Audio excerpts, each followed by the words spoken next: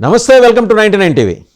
అంతర్జాతీయ వ్యవహారాలు భారతదేశాన్ని ఎలా ప్రభావితం చేస్తున్నాయి, ప్రత్యేకించి భారతీయ యువతని ఉద్యోగాల కోసం, చదువుల కోసం అక్కడికి వెళ్ళి ఇవాళ దిక్కుతోచని పరిస్థితుల్లోకి వెళ్తున్న వేలాది మంది స్టూడెంట్స్ ఉన్నారు, ఇండియన్ స్టూడెంట్స్.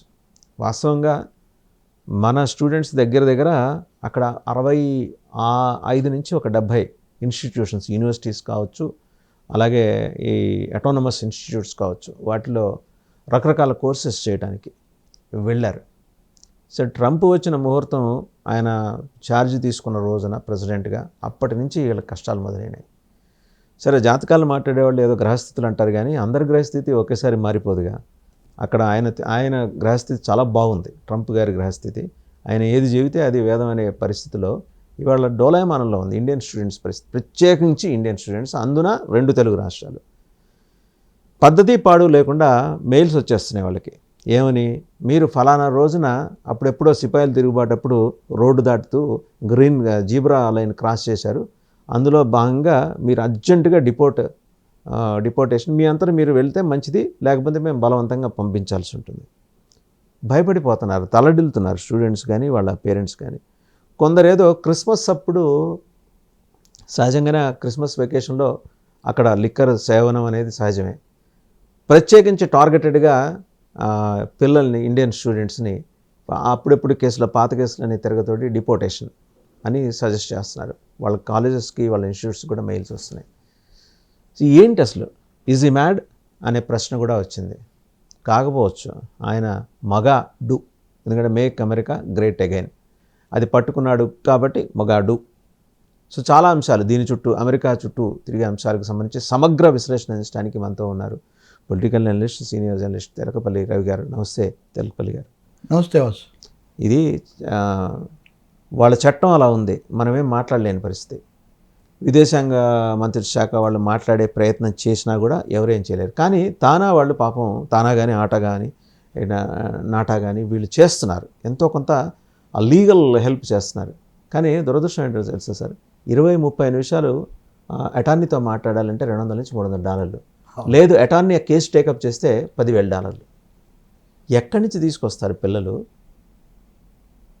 దీనికి ఏంటి అసలు, అంటే సొల్యూషన్ ఏమైనా కనిపిస్తుందా మీ దృష్టిలో? లేదు, అమెరికా సమస్యలకు సొల్యూషన్ దొరకనంత వరకు మన సమస్యలకు దొరకదు. మీరు అన్నట్టుగా మేక్ అమెరికా గ్రేట్ అగైన్ అంటే, America is not great now అనేది ఒక మనకు స్పష్టంగా తెలుసుకోవాలి మనం. అమెరికా పరిస్థితి ఇప్పుడు బాగలేని పరిస్థితి నుంచి బయటపడడానికి చాలామంది అంటారు ట్రంప్ పిచ్చోడు చేతిలో అమెరికా ఉందని. ట్రంప్ పిచ్చోడు కాదు, ఓట్లు వేసిన ప్రజలు కూడా పిచ్చోళ్ళు కాదు. అంత తీవ్రమైన సంక్షోభంలో ఉన్న అమెరికా నుంచి ఏదో ఒక విధంగా బెంకంగా దివాళా తీసిన రాజులు, జమీందారులు చేసుకున్నట్టుగా చేయడానికి ఏంటంటే, ప్రపంచంలో ఆధిపత్య దేశం కాబట్టి, డాలర్ ద్వారా, సైన్యం ద్వారా, ఆయుధాల ద్వారా ఆధిపత్యం ఉంది కాబట్టి వాళ్ళు సతాయించడానికి ఈ పద్ధతులు ఎంచుకున్నారు. దానికి అల్టిమేట్గా, అంతిమంగా ఎవరు బలి అవుతున్నారు లేదా బలి పశువులు అవుతున్నారు అంటే ముఖ్యంగా వర్ధమాన దేశాలు. అందులో ఎక్కువ జనాభా కలిగిన దేశం, ఎక్కువ మందిని పంపిన దేశం, ఎక్కువ దగ్గరగా లోబడి ఉన్న దేశం కూడా మనదే కాబట్టి మనమే దానికి గురవుతున్నాం. మీరు అన్నట్టుగా ఈరోజు ఇప్పుడు ట్రంప్ దూకుడని ప్రొఫెసర్ ప్రభాత్ పట్నాయక్ ఒక వ్యాసం రాశారు.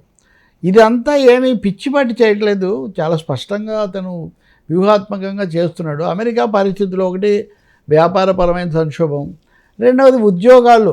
అమెరికాలో ఇప్పుడు 4.6% నిరుద్యోగం ఉంది, గతం కంటే కూడా 4.4% పెరిగింది. ఇంకోటి, ఇప్పుడు ఏఐ వచ్చిన తర్వాత వేగంగా ఉద్యోగాలు పోతాయి. రెండవది 40s దాటిన వాళ్ళకి ఇంకా మన దేశంలో కూడా సమస్య వచ్చింది. రెడ్డి ల్యాబ్స్ వార్త వచ్చింది.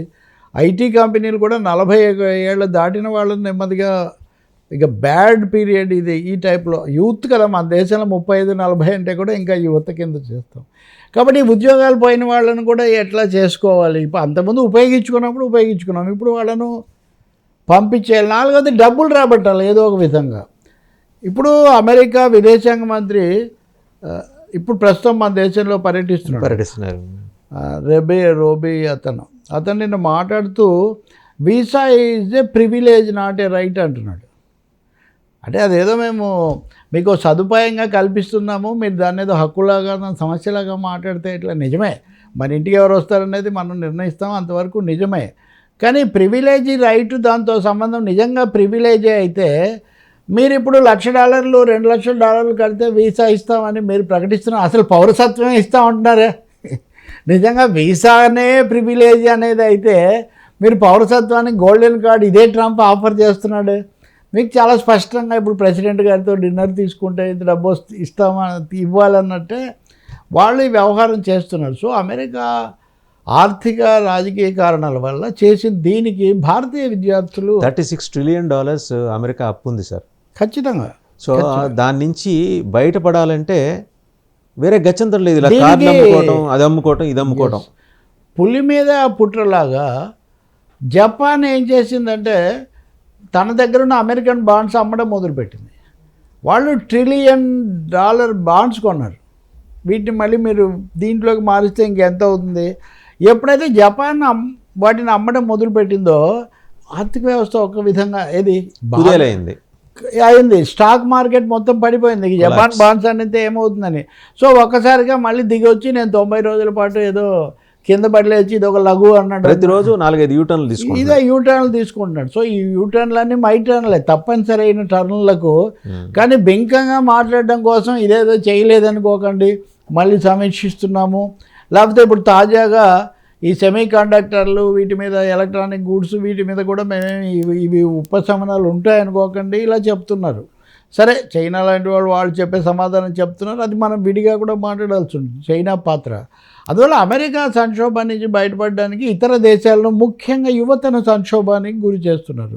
ఇప్పుడు వీసా ఉంది భారతదేశానికి, EB-5 వీసా అనేది ముఖ్యంగా దాని మీద ఎక్కువ మంది వెళ్తారు.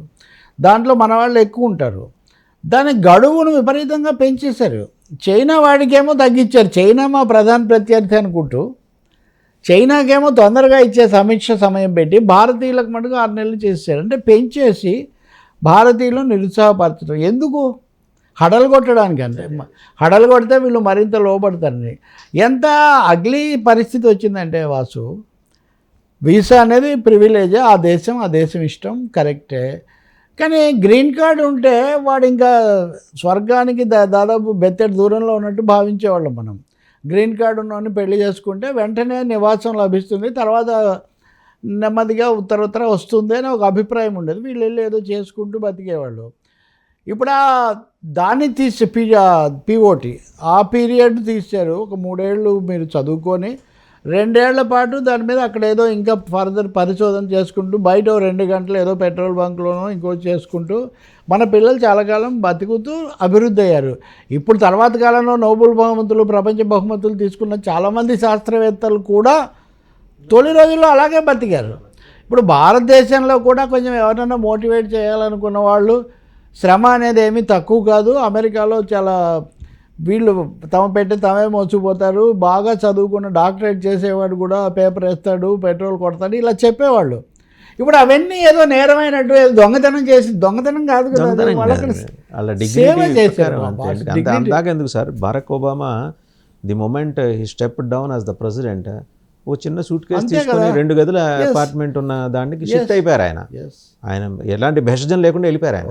అవును. డిగ్నిటీ ఆఫ్ లేబర్ కింద చదువుకుంటూ చేసుకున్న పిల్లలు వాళ్ళందరినీ ఇప్పుడు, ఎందుకంటే నేను ఇందాక చెప్పినట్టు ఒకటి నిరుద్యోగం పెరుగుతుంది, ఇప్పటికే పెరిగింది, రేపు ఇంకా ఉత్తర అందరినీ వీధుల్లో నెట్టాలని. వాడికి తన దేశ ప్రజల పట్ల కానీ ఇతర దేశాల పట్ల కానీ బాధ్యత ఏం లేదు. అక్కడున్న సమభావన ఉంది, అందరినీ ఒకే రకంగా చూస్తారు, అందరినీ కూడా సమానంగా చేయటం.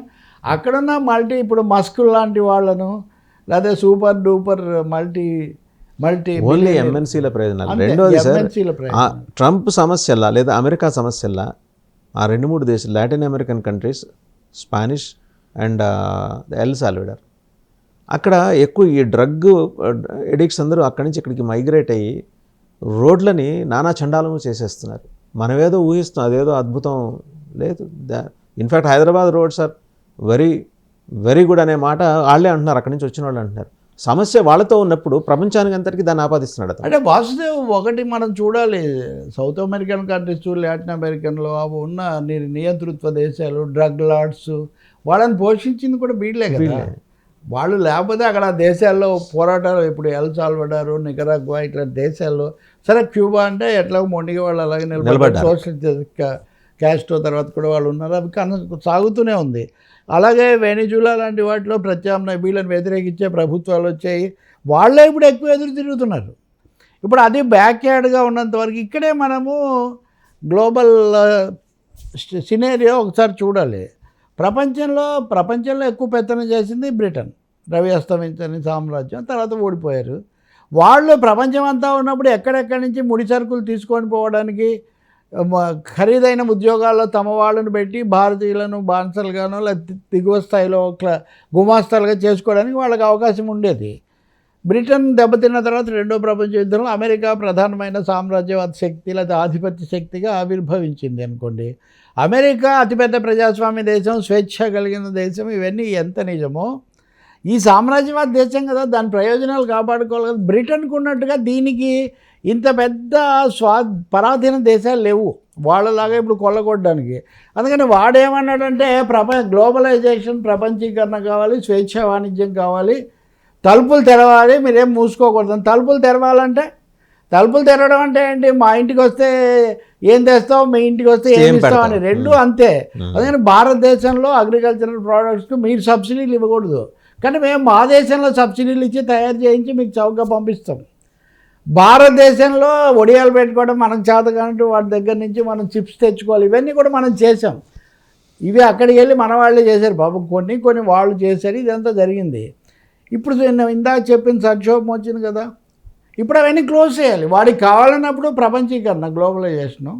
ఇప్పుడు గ్లోబలైజేషన్ అయిపోయిందని ప్రకటిస్తున్నాడు వాడు. ఏమన్నా ప్రపంచానికి అధినేత, నియంత, విశ్వంభర్ ఏమన్నా నియంతలాగా గ్లోబలైజేషన్ అయిపోయింది. ఎందుకు అయిపోయింది అంటే ఆయన అనుకున్నాడు కాబట్టి అయిపోయింది. ఈ దేశాలు నిలదొక్కుని ఇక్కడి నుంచి నిజంగా టాలెంట్ పెంచుకొని లేకపోతే ఉత్పత్తులు కూడా వచ్చి ఇవన్నీ జరుగుతున్నాయి, వాళ్ళు తట్టుకోలేకపోతున్నారు, ఆర్థికంగా తట్టుకోలేకపోతున్నారు, పోటీ తట్టుకోలేకపోతున్నారు. మీరు చూడండి, ఈరోజు ఇందాక నేను చెప్పిన గడువు EB-5 వీసాల గడువు ఇండియాకు తగ్గించారు, ఇండియాకు పొడిగించారు, పెంచారు. చైనాకు వెంటనే ఇచ్చే ఏర్పాటు చేశారు. మళ్ళీ వాళ్ళు ఏమంటారు, చైనానే మాకు ప్రధాన ప్రత్యర్థి అని చెప్తుంటారు. చైనా మీద 125%, వాళ్ళకు మటుకు మేము 145% తగ్గించేది లేదు, మిగిలిన దేశాలకు మటుకు 90 రోజులు మేము ఉపశమనం ఇస్తున్నామని. కానీ చైనాకే మరి ఎందుకు ఉపశమనం ఇచ్చారు, నేను ఇంకా మీకు తాజాగా ఈ పూట నడుస్తున్న ప్రకటన కూడా చూపిస్తాను. చైనాతో మాకేం సమస్యలు ఉన్నప్పటికీ చాలా తొందరలోనే, ఇదిగోండి ఇది ఈరోజు ఈనాడు వార్త, యుఎస్ ట్రెజరీ కార్యదర్శి అంటే ఆర్థిక మంత్రి స్కాట్ బెసెంట్ కీలక వ్యాఖ్యలు చేశారు. పరస్పర సుంకాలపై రెండు దేశాలు బెదిరింపులకు దిగుతున్నప్పటికీ దీనిపై ఒక ఒప్పందానికి వచ్చే అవకాశం ఉందని ఆశాభావం వ్యక్తం చేశారు. చైనా అమెరికా ఆర్థిక వ్యవస్థలు విడిపోవడానికి ఏ కారణం కనిపించడం లేదని బెసెంట్ పేర్కొన్నాడు. అంటే ఇంతకంటే చైనా తప్ప మిగతా వాళ్ళందరికీ మేము మినహాయిస్తున్నాము ఉపశమనం అన్న వాళ్ళు, చైనానే ప్రధాన ప్రత్యర్థి అని చెప్పిన వాళ్ళు చైనాని ఎందుకు మినహాయిస్తున్నారు? మినహాయింపు కాదు, ఒక రకంగా సరెండర్ అవటమే కదా. మరి ఆ విషయం చెప్పకుండా దానికి ఏదో ఈ సమయంలో భారత ప్రభుత్వం అన్న, ఉదాహరణకు మెక్సికో కానీ, ఇప్పుడు ఈ చైనా కానీ, జపాన్ కానీ, EU కానీ వాళ్ళందరూ నిలబడ్డారు. మన వాళ్ళు మటుకు believe in bilateral trade negotiations, not multilateral అన్నారు. వాడు చేసేవన్నీ ప్రపంచం అంతటి మీద మల్టీలాటరల్గా గ్లోబల్గా చేస్తుంటే మాకేదో బైలాటరల్ ప్రత్యేకమే ఉండదు కదా ఇస్తారని. ఎంత దారుణం అంటే మీరు ఇందాక చెప్పారు కదా, మన యువత ఒకసారిగా ఇప్పుడు హార్వర్డ్ యూనివర్సిటీ మాట్లాడితే మనం దానికి $2 బిలియన్ కట్ చేశారు, కోత విధించారు. డిపార్ట్మెంట్ ఆఫ్ ఎడ్యుకేషన్ ఎత్తేసారు. డిపార్ట్మెంట్ ఎడ్యుకేషన్ ఎత్తేస్తే ఏమైపోతారు వాటిలో ఉన్న ఈ ఫెడరల్ స్ట్రక్చర్, వాళ్ళ ఫెడరల్ స్ట్రక్చర్లో స్టేట్స్కి ఇచ్చే ఫెసిలిటీస్ అన్నింటినీ కోత విధించేశాడు సార్. ఇప్పుడు ఇందాక మనం గ్రీన్ కార్డు అంటే నేను పక్కకు పోయా. గ్రీన్ కార్డు మేము పెళ్లి చేసుకుంటాం, మాకు వస్తాం మేము అంటే, మీరు పెళ్లి చేసుకున్నారని గ్యారంటీ అని రిజిస్టర్ చేసుకొని ఫోటో తీసుకొని వెళ్ళేవాళ్ళం, అంత బాగానే ఉంది. ఇప్పుడు మీరు ప్రేమించుకున్నారు, మీ మధ్య అసలు మీరు ఇది అంటానికి మాకు ఆధారాలు చూపించాలి, మీరు ప్రేమలేఖలు రాసుకున్నట్టు మీరు కలిసి ఇవన్నీ చేసి ఒక ఫోటోలో రిజిస్ట్రేషన్ చాలదు. మీరు హఠాత్తుగా చూపిస్తున్నారేమో మాకేం ఇప్పుడు తెలుసు. అందరూ ప్రేమించే పెళ్లి చేసుకోరు కదా. చేసుకోరు కానీ మాకు మీకిద్దరికి మధ్యలో చాలా దీర్ఘకాలంగా అనుబంధం సంబంధం ఉందని చూపించేటటువంటి సాక్ష్యాధారాలు అన్నీ కూడా మాకు కావాలి. ప్రేమ లేఖలు రాసి అమ్మే వాళ్ళకి గిరాకీ పెరుగుతుంది అంతే దీనివల్ల. కదా, మొత్తం అదొక డేటా వ్యాపారం ఒకటి వస్తుంది. మొత్తం డేటా మా ముందు ఉంచాలి అని. పోనీ ఇన్ని టఫ్ చేసినప్పుడు, ఇంత క్లిష్టం చేసినప్పుడు సహాయం తీసుకోండి అని చెప్తాం కదా, కానీ ఆ సహాయపడాల్సిన కౌన్సిలింగ్ సెంటర్ ఏమో ఎత్తేసాడు. ప్రత్యేకించి మైగ్రేటెడ్ వీళ్ళకి సహాయం ఇట్లాంటి విషయాల్లో సహాయపడే హెల్ప్ సెంటర్స్ ఏమో అన్నీ ఎత్తేసాడు. అంటే ఏదో ఒక విధంగా దిగ్బంధనంలో పెట్టడం, వీళ్ళని నిరకాటంలో పెట్టి ఇదిగో గోల్డ్ కార్డ్ తీసుకునే వాళ్ళని ప్రోత్సహించటం తప్ప దీంట్లో యాజ్ ఇట్ ఈస్గా సార్ ఇండియన్ స్టూడెంట్స్ 7 లక్షల మంది ఉన్నారు సార్. ఓకే, నాకు తెలిసి నెక్స్ట్ అకాడమిక్ ఇయర్కి, అంటే వాళ్ళ అకాడమిక్ ఇయర్స్ ప్రతి 3 నెలలకి స్టార్ట్ అవుతుంటాయి. ఓకే, పోనీ మనం అనుకుందాం, పోనీ వచ్చే ఏడాది 2025-26 మన లెక్కలో మాట్లాడుకుందాం అకాడమిక్ ఇయర్. ఆ 7 లక్షలు 3 లక్షలకు పడిపోయే సూచన కనిపిస్తుంది. సహజంగా అంతే జరుగుతుంది కదా. ఇప్పుడు ఎందుకు వచ్చింది, ఏదో ఉన్నంతలో తిందాం, లేనిపోని 50 లక్షలు సార్. ఒక స్టూడెంట్ ఇక్కడ హైదరాబాద్ ఎయిర్పోర్ట్, మన తెలుగు స్టేట్స్ వాడు ఫ్లైట్ ఎక్కాడు లేదా ఆ అమ్మాయి ఎక్కింది అంటే ఆ తల్లిదండ్రులు 50 లక్షలు ఎక్కడి నుంచో తీసుకొచ్చి రెడీగా ఉంచుకున్నారు.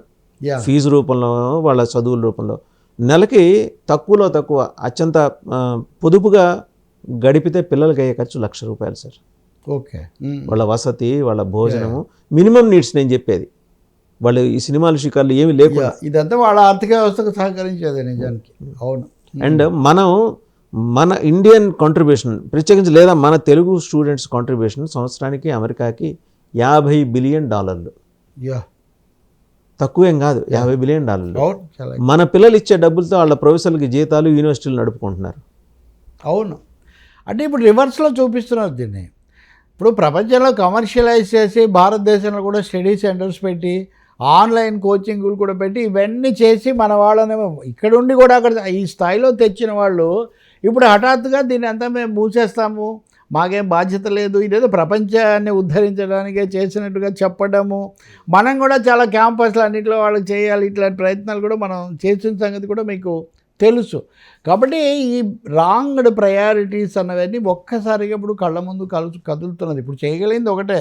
ఇప్పుడు మా దగ్గర నలంద విశ్వవిద్యాలయం ఉండేది, తక్షశిల, ఇలాంటివి మనం చెప్పుకుంటాం కదా. వాటిని ఒక విధంగా ఇప్పుడు హెచ్సియు మీద జరుగుతున్నట్టే వాటిని ఒక విధంగా ప్రైవేట్ పరం చేసి వాటి ప్రమాణాలు తగ్గించి వాటిని ఏదో వీటితో పోటీ మాట్లాడితే, మీరు గుర్తు చేసుకోండి, ముఖ్యమంత్రులు, ప్రధానమంత్రులు అమెరికాకు వెళ్ళడానికి ఆ మార్గాన్ని సుగమం చేసే సెంటర్లు పెడతాము, కౌంటర్లు పెడతాము, మేమే మీకు హెల్ప్ చేస్తాము, మేము ఉద్యోగాలు వెతికి పెడతాము అని.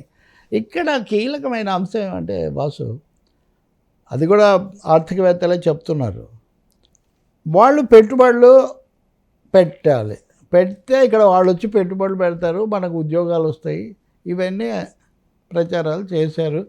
చంద్రబాబు నాయుడు లాంటి వాళ్ళు ఇంకా దాన్ని చాలా ఎక్కువగా చేశారు. ఇప్పుడు వాడికే పెట్టుబడులు లేవు, మనం వచ్చి అక్కడికి వచ్చి ఉద్యోగాలు చేయడం వాడికి ఇష్టం లేదు. తమ పెట్టుబడులు వచ్చి ఇక్కడ పెట్టడాన్ని వాడు అనుమతించడు. వాడు పెట్టకుండా మన సరుకులు ఎగుమతి చేస్తామంటే టారిఫ్లు పెంచడం ద్వారా మీ సరుకుల ఎగుమతిని కూడా నేను రానివ్వను అంటే క్రిపిలింగ్. అంతే, ఒక విధంగా ప్రపంచ వాణిజ్య దిగ్బంధనం లాంటిది విధించి, ఈ విధిస్తే ఎవరు నష్టపోతారు? అమెరికా తర్వాత 2వ స్థానంలో ఉన్నటువంటి చైనాని ఇరకాటంలో పెట్టడం ప్రధానమైంది. అందుకే వాళ్ళకి ఒకరికి మినహాయింపు ఇచ్చారు, వాళ్ళేం ఖాతరు చేయలేదు. ఓకే మేము చేస్తామన్నారు. ఇప్పుడు మీరు ఇది చూడండి, అమెజాన్ మాట్లాడితే మనం అమెజాన్ అంటాం, అమెజాన్ అన్నది చైనా నుంచి మొత్తం ఆర్డర్లు రద్దు చేసేసింది. అంటే వాళ్ళ వ్యాపారం ఇప్పుడు దీనివల్ల అమెజాన్లో పనిచేసే వాళ్ళు, ఉద్యోగులు, దాని సరుకుల మీద ఆధారపడిన వాళ్ళు వీళ్ళంతా ఏమవుతారు? ప్రపంచం యొక్క ల్యాప్టాప్ ఉత్పత్తుల్లో కానీ, సెమీ కండక్టర్స్లో కానీ, మొబైల్ ఫోన్స్లో కానీ సగటున ఒక 47 నుంచి 50-60% వరకు చైనా నుంచేనండి. ఇప్పుడు అమెరికా ఐటీ గురించి మనం చాలా సంబంధాలు పెట్టుకుంటాం. ఇప్పుడు ఐటీకి సంబంధించిన స్పేర్ పార్ట్స్ అన్నీ చైనా నుంచి రావాలి. కాబట్టి మీరు అమెరికన్ మల్టీనేషనల్ కంపెనీస్ అంటే ఏది ఆధారం లేకుండా ఉండకూడదని చెప్తున్నాను నేను. Tariffs not good, we are for free trade అని చెప్తున్నాడు. బహుళజాతి కంపెనీలు వాటి ప్రతినిధులు ఇంత బాహాటంగా చెప్తున్నారు. సో ఎందుకు తగ్గుతున్నాడు అంటే ఈ చెప్తుంది top official of European auto giant Volkswagen group వాడు చెప్తున్నాడు. ఈ టారిఫ్ వార్ అన్నది ఎవరి కోసం వాళ్ళు కూడా ఒప్పుకున్నటువంటి పరిస్థితి. అంటే గవర్నెన్స్లో ఉన్నారు కాబట్టి వీళ్ళేదో కానీ అలా నిజంగా అమలు వీళ్ళనేం చేయరు.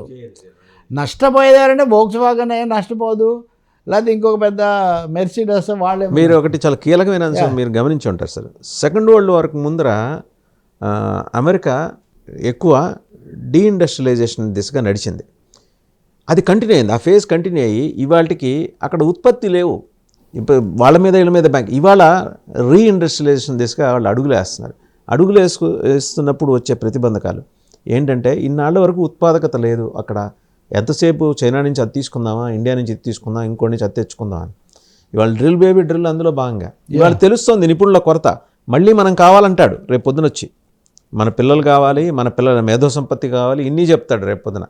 బట్ ఒక 6 నెలలు ఇలా ఊపేస్తాడు, తర్వాత సెటరేట్ అవుతాడని కొందరి ఆశ. అది నిజమేనంటారా?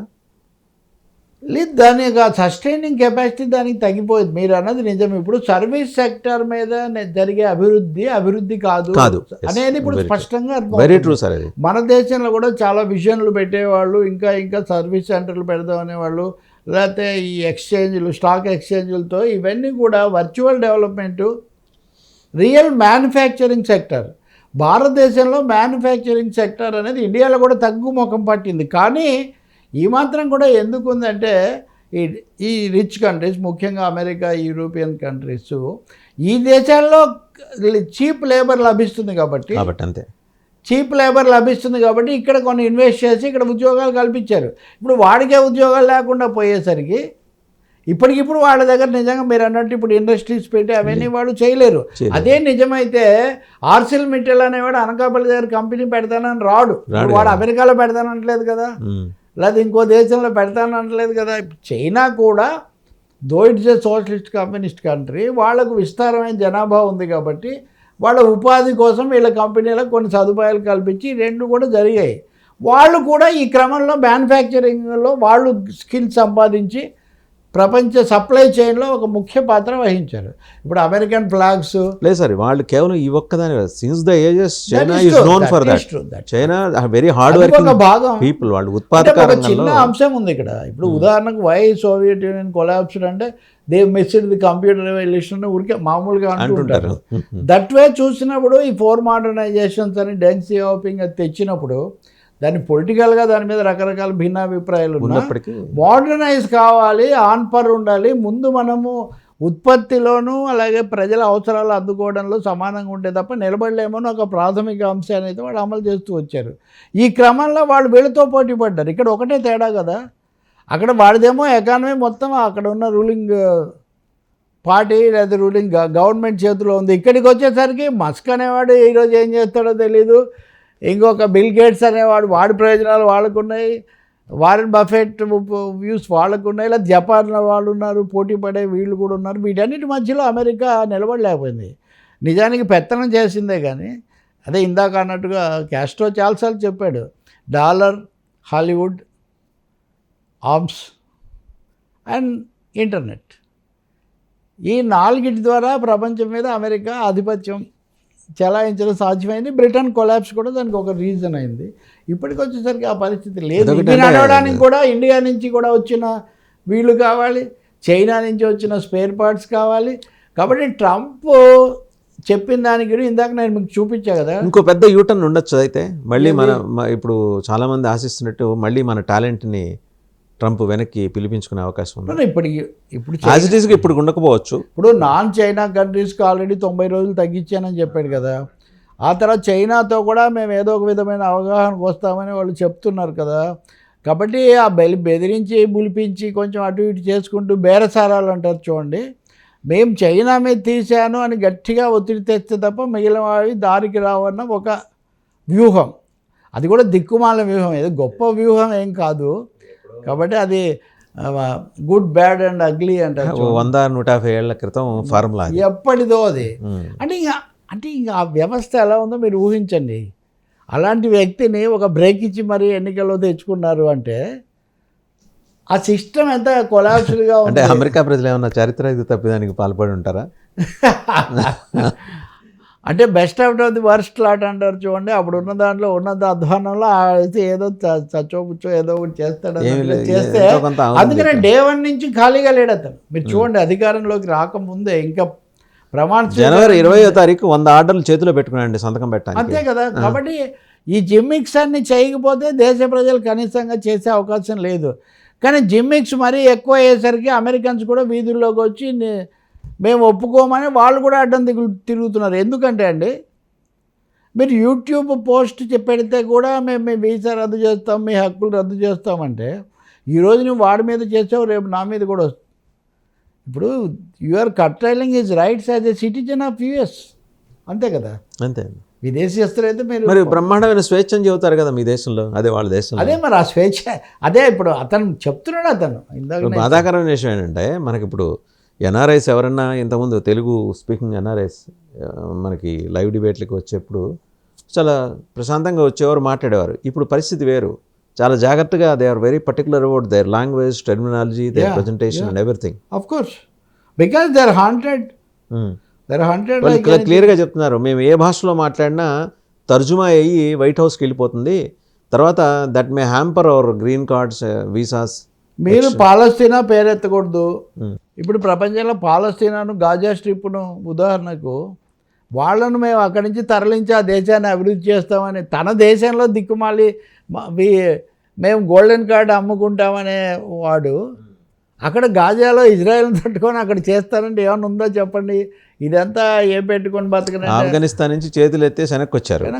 ఎక్కడ జరిగింది? వాళ్ళు చేసిన ప్రతి యుద్ధంలోనూ ఓడిపోయారు sir.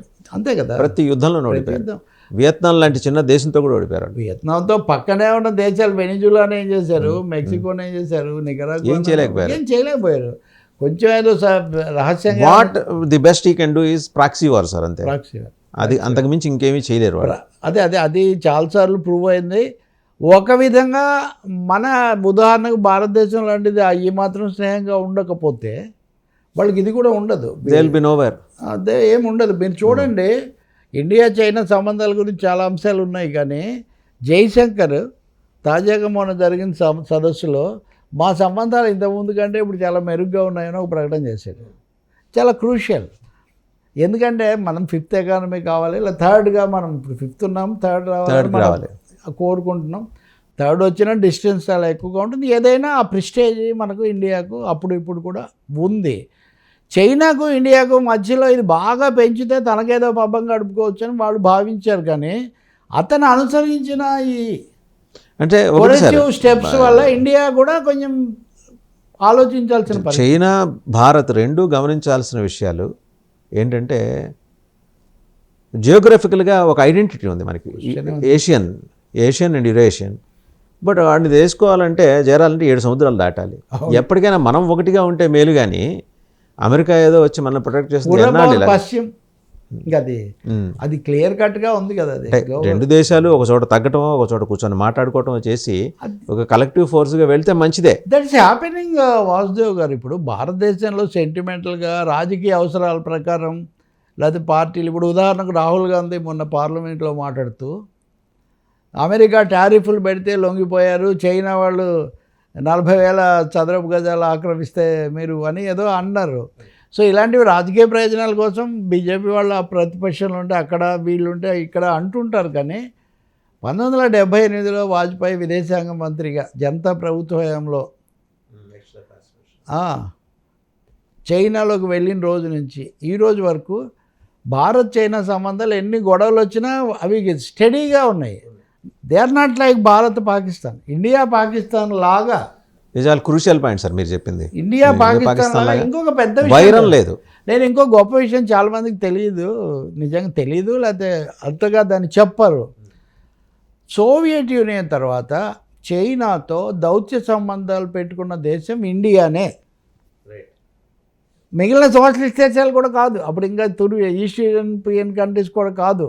The first ambassador to land in Beijing is I think Parthasarathi, వాళ్ళ సీనియర్ పార్థసారథి ఒక ఆయన. కాబట్టి ఇండియాకు చైనాకు మధ్యలో హిందూ చీనీ బాయ్ బాయ్ సమస్య కాదు. వాజ్పేయి, మోదీ, రాజీవ్ గాంధీ, పివి నరసింహారావు అనేక దశలు అనేక ఘట్టాలు గడిచాయి. యుద్ధాలు కూడా జరిగాయి, అంటే ఘర్షణలు కూడా జరిగాయి. కానీ ఏం జరిగినా ఈ ప్రభుత్వ హయాంలో కూడా మీరు చూడండి, పుల్వామా లాంటివి జరిగిన దానికి మీరు చైనాకు ఇప్పుడు అది తెలియకే చాలామంది ఆ గల్వాన్ వ్యాలీలో ఘర్షణ ఇంకోటి జరిగినప్పుడు ఇంకా అయిపోయింది ఇదైపోయిందని మన మీడియా సోదరులు విపరీతంగా చేస్తుంటారు. After all Pakistan is a rogue state, militarily politically American control వాళ్ళు పూర్తిగా. But China is not such. China is a big మీరు అన్న బ్యాక్గ్రౌండ్తో ఒక పొలిటికల్ సిస్టమ్, ఒక స్టేబుల్ కంటిన్యూటీ. ఇప్పుడు వాళ్ళ విధానాలు మనకు నచ్చినా నచ్చకపోయినా వాళ్ళు ఒక విధానంతో వెళ్తున్నారు అంతే. And long ago Lenin statement ఏంటంటే చైనా, ఇండియా, రష్యా ఇవి మూడు ఒకే లైన్లో ఉంటే కనుక ప్రపంచం సగం ఇదే అయిపోయిన ఆల్మోస్ట్ సిమిలర్ లైన్స్లో ఇందాక నేను దాదాపు అంతే. ఇప్పుడు దాదాపు అంతే జరుగుతుంది కదా. ఇప్పుడు ఉక్రెయిన్ యుద్ధం తీసుకోండి, ట్రంప్ ఎన్ని వేషాలు వేసాడు వచ్చిన తర్వాత, ఇన్ని వేసి అక్కడి నుంచి తన గనులు అవి వాటి మీద హక్కులు కొట్టేశాడు. అంటే వాడేదో యుద్ధంలో నలిగిపోయి వాడిని యుద్ధానికి పంపించి వాడు నలిగిపోయి వెపన్స్ అమ్మి వాడిని వెపన్స్ ఇచ్చి అంతే కదా. వైట్ హౌస్లో వాడితో పోట్లాడి వాడు వెళ్ళిపోయి మళ్ళీ వాడికి దిక్కు లేకుండా వాళ్ళు వచ్చి కలిస్తే అక్కడ. కానీ reverse happens with China. 80% of mineral resource, rare minerals, ప్రపంచంలో ఉన్న రేర్ మినరల్ రిసోర్సెస్ను ఎక్స్ప్లోర్ చేయడంలో చైనా ఈజ్ నెంబర్ 1. నేను వాటిని ఆపేస్తున్నానని చెప్పింది అది టారిఫ్కు. ఇప్పుడు దిగి రావడానికి చర్చలు జరుపుతామనడానికి ఈ మల్టీనేషనల్ కంపెనీస్ యొక్క ఒత్తిడి కూడా దీని వెనక పనిచేసి మీరన్న ఒక విధమైన కొంచెం బ్రేక్ త్రూ అనండి, కొంచెం సడలింపు చేయడానికి ప్రయత్నిస్తున్నాడు. పైగా ఒక్క దేశం ప్రపంచాన్ని అదుపు చేసే పరిస్థితి ఇప్పుడు లేదు. రవి అస్తమించిన బ్రిటిష్ సామ్రాజ్యం అన్న రోజుల్లో కూడా పడుతూనే ఉన్నారు. కాబట్టి అదేం జరగదు. బట్ అవన్నీ దేశాల స్థాయిలో. కానీ మీరు ఇందాక అడిగిన విద్యార్థులు, యువకులు ఏంటంటే సార్, రేపు సపోజ్ ఈ మే మాసంలో నెక్స్ట్ మంత్ వాళ్ళ గ్రాడ్యుయేషన్ సెరమనీ అటెండ్ అయిన తర్వాత the students they are asked to leave with in 90 days. ఎక్కడికి వెళ్ళిపోతారు సార్ 90 రోజుల్లో? ఏం చెప్పుకుంటారు సార్ ఇంట్లో తల్లిదండ్రులకి?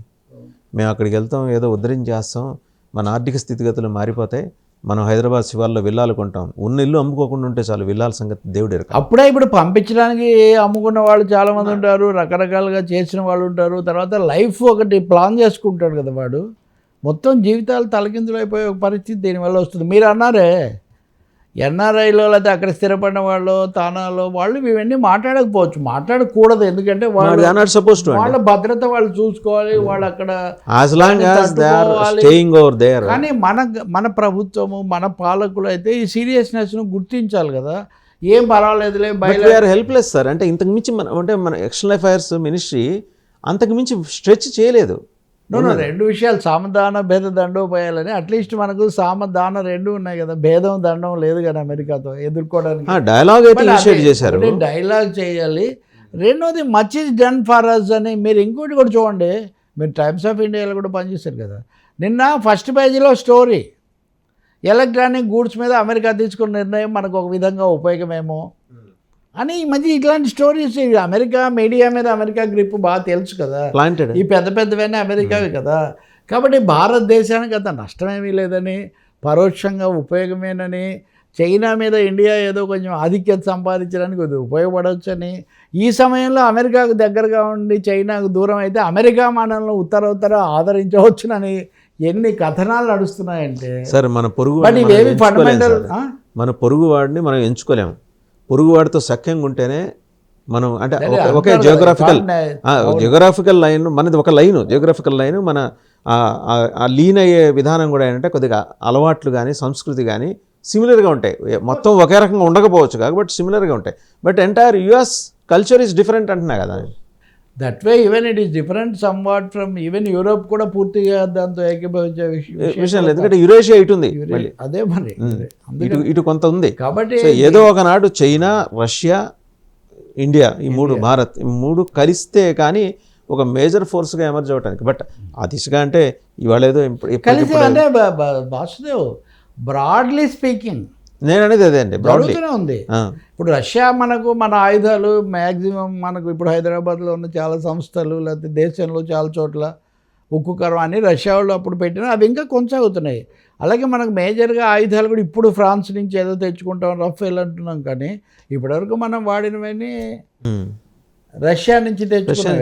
సిమిలర్గా రష్యా చైనా కూడా సుఖోయ్, మన ఏరోనాటిక్స్ ఇవన్నీ వాటివే. కాబట్టి ఇప్పుడు మీరు చూడండి, ఈ అరబ్ కంట్రీస్ కాస్త ఎదుర్కొంటున్నాయన్నా అప్పుడు రష్యా దగ్గర తెచ్చుకున్న స్కడ్ మిసిలీలో వాళ్ళవే వాడుతూ ఉంటారు.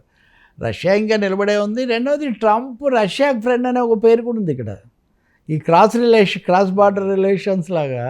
బట్ ఏం జరుగుతుందో అది తెలీదు. బట్ అల్టిమేట్గా పక్కా వ్యాపార దేశం అది.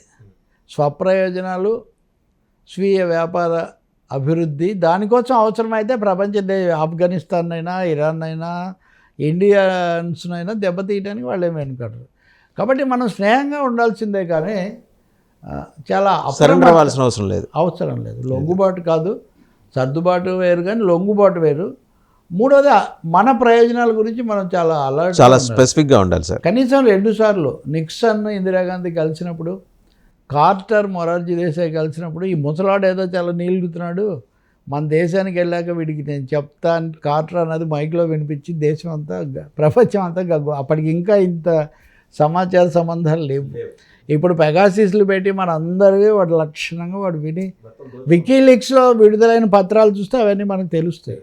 కాబట్టి ఐ థింక్ మోదీ గవర్నమెంట్ కూడా స్నేహపూర్వక సంబంధాలు పెంచుకోవడం ఓకే, కానీ టేకన్ ఫర్ గ్రాంటెడ్గా మనం వాళ్ళకి టేకన్ ఫర్ గ్రాంటెడ్గా ఉండకూడదు, తీసుకోకూడదు. అది వాళ్ళని తీసుకొనివ్వకూడదు. మనం కూడా వాళ్ళే జరిగిపోతుందిలే, మనకే అనుకూలంగా ఉంటుందిలే, అది మటుకు వాళ్ళు ఎవరితో ఎప్పుడు స్నేహంగా ఉంటారు, ఎప్పుడు ఎవరిని ఏం చేస్తారు అనేది కూడా ఇప్పుడు.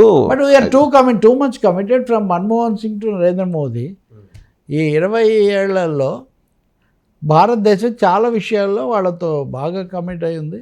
ఇప్పుడు తాజాగా కూడా వాళ్ళ పెట్రోల్ కొనడానికి కూడా మోదీ గారు వెళ్ళినప్పుడు ప్రాథమిక మెమరాండం ఆఫ్ అండర్స్టాండింగ్ లాంటివి చేసుకున్నారు. మనకి ఇరాక్ నుంచి వెనిజులా ఇంకో చోటు నుంచి చౌకగా వస్తుంది పెట్రోల్, కానీ వాళ్ళతో సంబంధాల కోసం మనం కొనుక్కుంటాం. ఎక్కడి నుంచి మీరు అన్నట్టుగా జగ్రాఫికల్గా ఏ రకంగానూ పొందలేదు, అసలు లేదు. 7 సముద్రాలు దాటి ఇవన్నీ నిజంగా జరుగుతాయా అనేది కూడా తెలీదు. సింబాలిక్గా కొన్ని చేస్తుంటారు ఏదో కుదిరిన. ఇప్పుడు మనకి కనెక్షన్స్ ఏంటి, మనకి గల్ఫ్ నుంచి కనెక్షన్స్ ఉంటాయి మనకి. ఈవెన్ గల్ఫ్ని కూడా మనం ఇంక్లూడ్ చేసుకుని వెళ్ళాల్సిన పరిస్థితి. అంటే మోదీ సౌదీ అరేబియాతో వాళ్ళతోటి మనకి ఇన్నోవేటబుల్గా వాళ్ళతో ఎలాగో వాళ్ళు they are developed nations, under developing కాదు, వాళ్ళు they are already developed nations, rich countries. And వాళ్ళు కూడా కొంత డెమోక్రటిక్ ప్రాసెస్లోకి దిగుతున్నారు వాళ్ళు. యుఏఈ వీళ్ళందరూ కూడా వాళ్ళందరూ బేసిక్గా అమెరికాకు చాలా పైప్ డమ్స్ లాగా ఉన్నవాళ్ళు. ఎందుకంటే బికాస్ ఆఫ్ పెట్రోల్, అంతే, పెట్రోల్ డాలర్స్. వెన్స్ ఆ పెట్రోల్ రిజర్వ్స్ అయిపోయిన తర్వాత అమెరికా వాళ్ళని ఇలా చూస్తుంది, ఎవరండి మీరు అనే పద్ధతిలో చూసే. ఇక అక్కడి నుంచి మనం ఒకసారి మన దేశం నుంచి రాష్ట్రంలోకి వద్దాం సార్. 2 కీలకమైన డెవలప్మెంట్స్ ఇక్కడ మనం గమనించాలి. ఈయన ఆర్టిఫిషియల్ ఇంటెలిజెన్స్కి ఒక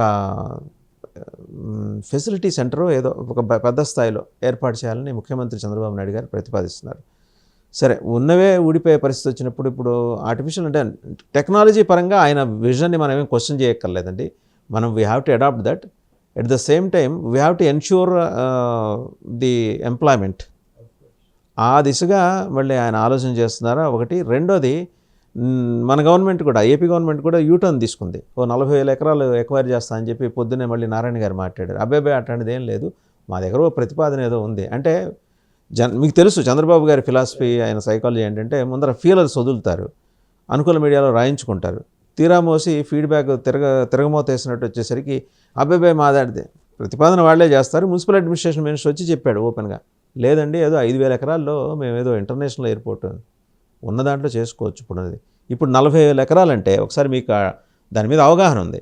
ఇన్నర్ రింగ్ రోడ్డు, ఒక అవుటర్ రింగ్ రోడ్డు ప్రతిపాదిస్తున్నారు, మధ్యలో 20 గ్రామాలు. ఇదంతా రియల్ ఎస్టేటేనా? అంటే వాట్స్ హెడ్ యాక్చువల్గా ఇందాక కూడా నేను కామెంట్ చేస్తున్నాను. ఖచ్చితంగా అమరావతి లైన్ కొంచెం మార్చి నారాయణ దాన్ని సర్దుబాటు చేయడానికి ఏదో మాట్లాడారు, తంటాలు పడ్డారు. పూర్తిగా దాన్ని ముగించలేదు. ఈరోజు మంత్రివర్గం కూడా జరుగుతుంది కాబట్టి అక్కడ ఏం చెప్తారో, మేము తీసుకునేది అమరావతి కోసం కాదు, మేము తీసుకునేది అంతర్జాతీయ విమానాశ్రయం కోసం. అసలు నగరమే పెరగకుండా అక్కడ అంత భూమి తీసుకొని హైదరాబాద్కు శంషాబాద్ కట్టడం వేరు, ఇవాళకి భోగాపురానికి దిక్కులేదు. హైదరాబాదు శంషాబాద్ కట్టడం వేరు, హైదరాబాదుకు సైబరాబాద్ పెట్టడం వేరు, అమరావతి వేరు. రెండు సిచ్యువేషన్స్, ఆల్ కంపారిజన్స్ ఆర్ లేమంటారు. ఇది జరుగుతుంది, దాని గురించి వాస్తవికంగా ఆలోచించాలి.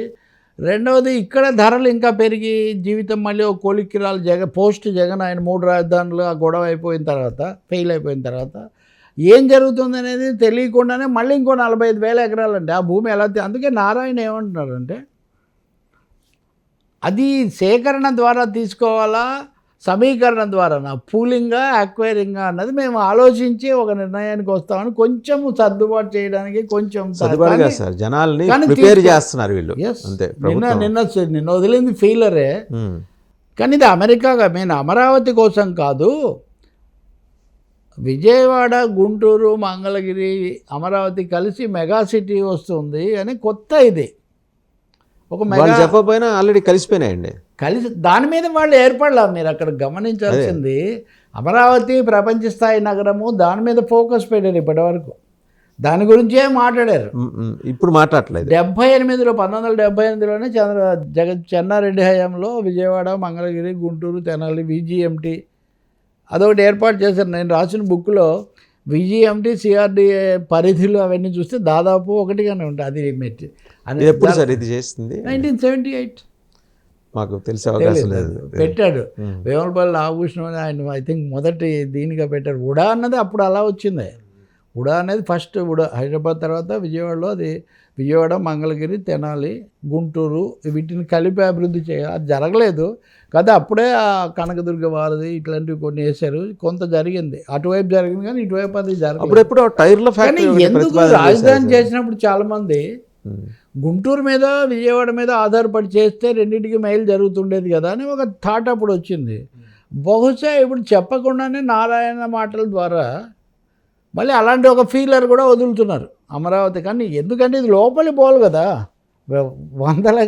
లోపలికి పోతే కానీ ఇది తగలదు. సార్ మీకు మీరు అక్కడ ఆ ప్రాంతంలో మీరు చాన్నాళ్ళు ఉన్నారు, మీకు తెలిసిన విషయమే. అక్కడ ఒక యూనివర్సిటీ ఏదో విఐటీనో ఏదో యూనివర్సిటీ ఉంది. అక్కడి నుంచి సాయంత్రం 6 దాటితే అక్కడికి వెళ్ళటానికి కానీ అక్కడి నుంచి బయటికి రావడానికి ఈ రోజుకి రవాణా వ్యవస్థ లేదు. అందుకే ఇప్పుడు ఈ రోడ్లు వస్తాయి, దీని మీద పెడతాము, ఈ ఏడాదిలో పూర్తి చేస్తామని నారాయణ అంటున్నారు. పవర్ లేదు సార్, పవర్ లైన్స్ లేవు. అవును, దాని మీద ఇప్పుడు మేము టెండర్లు పిలిచాము, వాటిని గత ప్రభుత్వం కొనసాగించలేదు, ఇప్పుడు మళ్ళీ పిలిచాము. నిన్ననే 64,000 కోట్లకు మేము ఫైనలైజ్ చేసామంటున్నారు. ఒకటైతే స్కెలిటన్ అయినా ఏర్పాటు చేయాలి, ఫస్ట్ ప్రయారిటీ. అది 2014-19 మధ్య దెబ్బతిన్నదే అక్కడ. కనీసంగా మీరు చేస్తుంటే Jaganmohan Reddy seriously think that we need another assembly structure, another secretary structure, or will it be sufficient? అది జరిగింది కదా ఇప్పటి వరకు 10 ఏళ్ల పాటు నడిచింది. చక్కటి భవనాలే, అప్పుడు బాగుంది, మంచి సెక్రటేరియటే. మీరు ఒకటి గమనించండి, తెలంగాణలో అయినా ఆంధ్రప్రదేశ్లో అయినా వీ నీడ్ అంటే who are we? We means builders, we means contractors, we mean corporate sections. దానికి వాళ్ళు రెడీగా ఉంటారు, పనిచేయాలి. ఇప్పుడు కొత్త రాజధాని కొన్ని రోజులు జరుపుకొని తర్వాత మార్చుకోవచ్చు. ఉదాహరణకు ఎల్వి సుబ్రహ్మణ్యం ఒక సందర్భంలో చెప్పారు, అప్పుడు ప్రధాన కార్యదర్శి తర్వాత ఏది కలెక్టర్ల సమావేశం జరపాలంటే అంత పెద్ద హాల్ ఏది లేదని, అట్లాంటివి కూడా కట్టలేదు. ఎందుకు కట్టలేదన్న దాని మీద కూడా ఒక థీరీ ఉంది. నేను ఇప్పుడు చెప్పి మళ్ళీ వాళ్ళను ఎవరిని కష్టపెట్టదలుచుకోలేదు, కానీ హోటల్స్లో విపరీతంగా చేశారు వీటన్నిటిని. ప్రతి కాన్ఫరెన్స్కు, ప్రతి ఇంటరాక్షన్కు కూడా చాలా ఎక్కువ ఖర్చు అయింది ప్రభుత్వానికి. అలాగే చాలా కార్యాలయాలు అద్దె బిల్డింగ్లో పెట్టారు. మామూలు ఒక్క కాంప్లెక్స్ కడితే ఇందులో చాలా వాటిని అకామిడేట్ చేసి ఉండొచ్చు. ఇవి జరగకపోవటము, ఒకవేళ మీరు రేపు మాస్టర్ ప్లాన్లో ఉండదనుకుంటే దాన్ని పడగొట్టినా ఇప్పుడు పెట్టే అద్దె కంటే దానికంటే తక్కువ ఖర్చు అయ్యేది. కానీ ఇదంతా ఒక దీని ప్రకారం జరిగింది. ఇప్పుడు కూడా నిజంగా ఏం జరుగుతుందో తెలీదు. ఇప్పుడు నిన్న చెప్పింది ఈరోజు కాదన్నట్టుగా, ఒకటి అది అమరావతి కోసం కాదు, రెండు అది 45,000 ఎకరం కాదు. అంటే మీకు అక్కడే అర్థమవుతుంది, రియల్ ఎస్టేట్ కోసం అర్థమైపోతుంది కదా అది. అంటే ఎనీవన్ కెన్ డ్రా ఇన్ఫరెన్సెస్ అనుకోండి. రియల్ ఎస్టేట్ అంటే వాసుదేవ్ సార్ 20 గ్రామాలు మీరు ఏం చేయాలనుకుంటున్నారు సార్ వాసుదేవ్, చెప్పండి. రియల్ ఎస్టేట్ అంటే కూడా రియల్ ఎస్టేట్లో మరీ పెద్ద మెగా రియల్ ఎస్టేట్లు తప్ప చిన్న చిన్న వాళ్ళు చాలా వాళ్ళు మంది ఏం ఉంటారు. ప్రతిపాదన చేశారు ఆ వార్తాంశంలో? వాళ్ళు ఇంగ్లీష్ పేపర్లో కూడా రాయించుకున్నారు, వాళ్ళు రాశారంట, నేను రాయించుకున్నారంట. దాంట్లో ఏం రాస్తున్నారు వాళ్ళు? అక్కడేవో భవిష్యత్తులో రాబోయే ప్రాజెక్టుల కోసం ఈ స్థల సేకరణ. అంటే ఆఫ్ కోర్స్ అంటే వరల్డ్ బ్యాంక్ అంటే ఇప్పుడు మీరు తీసుకున్న వాటికి మీరు అంగీకరించిన ప్రాజెక్టులు ఎప్పటికి వస్తాయి? అది ముఖ్యమైన ప్రశ్నే. దానికి సమాధానం ఈ రోజు కాకపోతే రేపైనా చెప్పాల్సి అండ్ వస్తుంది. రెండోది ఏంటంటే the financial institutions which whom they are approaching now, వాళ్ళు కండిషన్స్ పెడుతున్నారు, మాకు గ్యారంటీ ఏదో చూపించండి అని. ఆ గ్యారంటీ 20 గ్రామాలలో ఉన్న ల్యాండ్ చూపిస్తుంది. వరల్డ్ బ్యాంక్ ఈజ్ డిమాండింగ్ అనో లేకపోతే asking it's pound of flesh ADP. కానీ ఈ భూమి 1000 ఎకరాలు తీసుకోవడంలో కొంత వాళ్ళ కోసం కూడా ఏదో కేటాయించాలి, పెట్టాలి అని. రెండవది టోల్ వసూలు చేస్తాము, సెల్ఫ్ సస్టైనింగ్. నిన్న నాతో ఎవరో అడుగుతున్నారు, ఇప్పుడు 2000 ఎకరాలు మిగిలి ఉంది అన్నారు కదా, 2000 ఎకరాల్లో ఒక్కొక్క ఎకరానికి లెక్క ప్రకారం 8 కోట్లు అనేది మీ అఫీషియల్ లెక్క. 2000 ఎకరాలకు 16,000 కోట్లు వస్తాయి కదా, 16,000 కోట్లు. ఆల్రెడీ ఇన్ని బ్యాంకులు ఇన్ని అప్పులు వచ్చాయి కదా. అమరావతికి 1,00,000 కోట్లు ఖర్చు అవుతుందంటే కాదు, అంత అవ్వదు, ఇది ఎంత కావాలని పెంచి చూపించారన్నారు కదా. ఇప్పటికే 45,000 కోట్ల దాకా వీటన్నిటి ద్వారా వచ్చి రేపు ఆ భూమి మీద కూడా 16,000 కోట్లు బడ్జెట్లో పెట్టిన ఇంకెందుకు మళ్ళీ చేస్తున్నారు? 1 lakh crores అంతే కదా సార్. మరి అటువంటిప్పుడు ఎందుకు సెల్ఫ్ సస్టైనింగ్ అది అన్నప్పుడు ఎందుకు చేయట్లేదు? మళ్ళీ కొత్తగా 45,000 ఎకరాలు ఇవన్నీ ఎందుకు అంటున్నారు? అంటే అవి తీసుకొని అక్కడ సంపద సృష్టి, అంటే అన్ఆన్సర్డ్ క్వశ్చన్స్ చాలా ఉన్నాయి. సంపద సృష్టి కోసం అవి అవసరమేమో. మీరు okay me punch, I don't mind your punches, కానీ బట్ క్లారిటీ అఫిషియల్గా ప్రభుత్వం నుంచి రావాల్సిన అవసరం ఉంది. Responsibility of the government to give డెఫినెట్గా ఇప్పుడైనా క్లారిటీ ఇవ్వాలి. 10 ఏళ్ల తర్వాత అయినా కానీ ఇప్పటికి స్టిల్ ఏపీ ఒక క్లారిటీ కోరుకుంటుంది. అలాగే కంప్లీషన్ కూడా కోరుకుంటుంది. కంప్లీషన్ అది పూర్తి కావాలి. ఇప్పుడు అదే అంటున్నాను నారాయణ, ఆర్థిక జీవితం కార్యకలాపాలు ఎకనామిక్ యాక్టివిటీ జరగాలని కోరుకుంటున్నాను. ఎట్లా జరుగుతుంది? మీరు మళ్ళీ 45,000 ఎకరాలు మళ్ళీ ఇంకొక నిర్మాణం అనేసరికి మీ ఫోకస్ అంతా ఇటు ఉండాలి అని అనుకుంటారు కదా ఎవరైనా. ఇది రైతులకు కొంత అసంతృప్తి. నేను చూశాను, మన మీడియా ఫ్రెండ్స్, మా సొంత విలేకరులు కూడా ఆ ప్రపంచ బ్యాంకు అది చేసినప్పుడు కొన్ని రకాల అభిప్రాయ సేకరణ ఎలా జరిగింది, కొంత సనుగుడు అది కూడా వాళ్ళ దృష్టికి వచ్చింది. ఇవన్నిటిని మరి ఎలా సర్దుబాటు చేస్తారు? పోనీ కేంద్ర క్రియాశీల పాత్ర తీసుకుంటుందా? గతసారి వాళ్ళని తీసుకుంటారు. ఒకటి సార్, గవర్నమెంట్ ఆఫ్ ఇండియా అక్కడ ఎవడైనా కూర్చొనియండి, గవర్నమెంట్ ఆఫ్ ఇండియా మౌలిక బాధ్యత ఏంటి? రాజధాని కట్టించి ఇవ్వటం. అవును, అక్కడి నుంచి ఎస్కేప్ అవుతూ మీరు లోన్ తీసుకోండి, మేము గ్యారంటీ సంతకం పెడతామంటే ఇంకా అదే అర్థం లేదు. మీరు ఇవ్వాల్సింది గ్రాంట్, లోన్ కాదు కదా. వీళ్ళే అడగట్లేదు కదా దీనికే. ఇప్పుడు అప్పుడేమో ప్యాకేజీ ప్యాకేజీ గొప్ప అది అన్నారు కదా, సంజీవిని కాదు అన్నట్టుగా. ఇప్పుడు కూడా రుణం ఇప్పించినందుకే పోటాపోటీగా కృతజ్ఞతలు చెప్పడం విదేశం. ఏదో ఒకటి వచ్చింది అనుకోవడం వేరు, అది చాలా పెద్ద ఇది అన్నట్టుకోవడం వేరు. అంతా పరాధీనంగా ఉండాల్సిన అవసరం లేదు. ఇంకోటి కూడా అడిషనల్ ఫ్యాక్టర్, మళ్ళీ సింగపూర్ను రావడం, సింగపూర్ ప్రతినిధి వర్గం తిరగటం. సింగపూర్ని ఇప్పుడు మనం వెంటబడుతున్నట్టుగా ఉంది. ఇప్పుడు వాడికి మనము గ్లోబల్గా ఒక ప్రాజెక్ట్ ఇస్తున్నప్పుడు గతసారి ఏం జరగలేదు. సింగపూర్ వచ్చిందంటే మిగిలిన వాళ్ళందరూ చేతులు కట్టేయబడతాయి. ఎందుకంటే వాళ్ళ ప్లాన్ ప్రకారం వెళ్ళాలి. రెండోది వాళ్ళకి ఇచ్చిన భూమి వాళ్ళు అమ్ముకునే వరకు మిగతా వాళ్ళు అమ్మకూడదని ఒక విధమైన ఎంబార్గో పెడతాడు. బార్ లాంటిది, ఎంబార్గో లాంటిది కూడా పెట్టారు. ఇప్పుడు అవన్నీ ఏం జరుగుతాయి? అలాగే ప్రపంచ బ్యాంక్ ఎక్కడ ఊరికనే లాభం లేనిది వ్యాపారి వరదన బోర్డని వాళ్ళు ఊరికనే రారు, షరతులతో వస్తారు. సో ఇది రైట్ సార్, చూద్దాం ఇంకా ఎలాంటి టర్న్స్ తీసుకుంటుందో. Thank you very much. ఇవాళ చాలా అంశాలు మనం మాట్లాడుకున్నాం, అంతర్జాతీయ అంశాలు, ప్రత్యేకించి అమెరికాలో జరుగుతున్న డెవలప్మెంట్స్, భారతదేశాన్ని, అందున ప్రత్యేకించి 2 తెలుగు రాష్ట్రాలని, అందున మళ్ళీ ఇంకా ప్రత్యేకించి మాట్లాడంటే చదువుకుంటున్న పిల్లల భవిష్యత్తు గురించి చాలా సమగ్రంగా విశ్లేషించారు తరకపల్లి రవి గారు. అలాగే మరి ఇంకొక 45,000 ఎకరాల 41,000 ఎకరాలు దాని మీద యూటర్న్ తీసుకుంది గవర్నమెంట్ ఆఫ్ ఆంధ్రప్రదేశ్. మున్సిపల్ శాఖ మంత్రి ఆయన మాట్లాడారు. సో దీని గురించి ఫర్దర్గా ఎలాంటి స్టెప్స్ తీసుకుంటారో వేచి చూడాలి. Thank you very much sir.